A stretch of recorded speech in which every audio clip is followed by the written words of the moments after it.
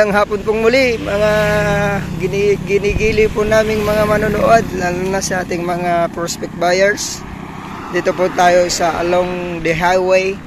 Papunta po itong Santa Maria, Tayog, Natividad, San Quintin. Ito naman po ay papuntang Rosales, Carmen, SM, Teplex. Ito pa. Papunta po yan dyan. Itong property na to ay 5,000 mahigit. Ang area na to nasa 30 meters po itong papasilip ko sa inyo. Titled property. Ang nagbebenta po ay anak. Pero may kasulatan po na ito po ay mana niya. At yung mga kapatid niya ay pipirma. Pero sabi niya naman, willing naman silang pumirma pag sa extrajudicial po.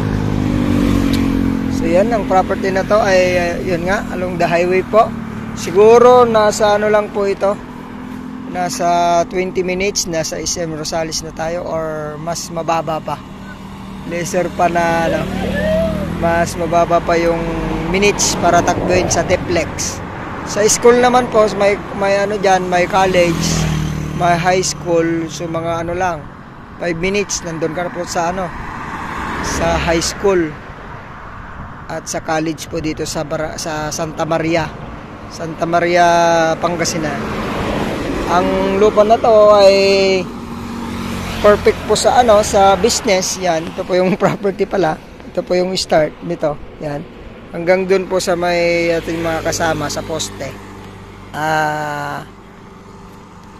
meters po ang kanyang frontage. Tapos rectangular shape po siya. Yan. Yang ano na yan, pilapel hanggang dun po sa bakod na. Hanggang doon may irrigation po sa gitna. May lumagpas po tayo ng ano doon, mga isang more or less 1,000 square meters siguro ang lumampas sa irrigation niya. So kung nais nyo po itong maging ano, business, maganda po ito, residential, gawing ano to, resort, pwede din po. Kasi highway naman siya, small resort na ano. So accessible po siya.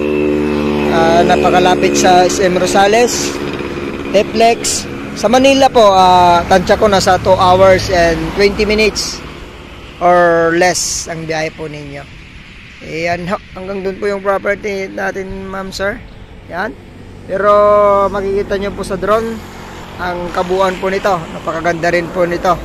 So ang property na to ay may tatabunan. Yan.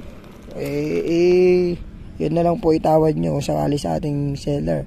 Kasi yan, mga isang metro siguro to ang tatabunan kung gagawin nating resort.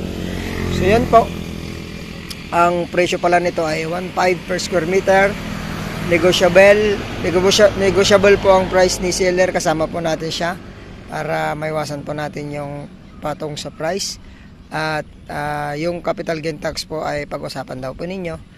At kanyang 5% naman ay sa kanya naman po yon. Ini-deal po kami sa kanya. So kung may magkagusto po sa inyo rito, lalagay po namin ang numero namin sa screen na to. At pagkatawagan ho kami. At anytime, mapakausap po namin ang seller po sa inyo. So far, malinis naman po itong property na to. Yung nga lang, patay po yung kanilang tatay. Pero sagot naman po nila ang estate tax. Yung gain tax lang po ang ating pag-uusapan. So yun. At saka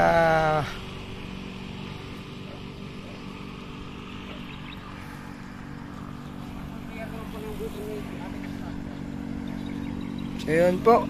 Tumawad na lang po kayo sa seller.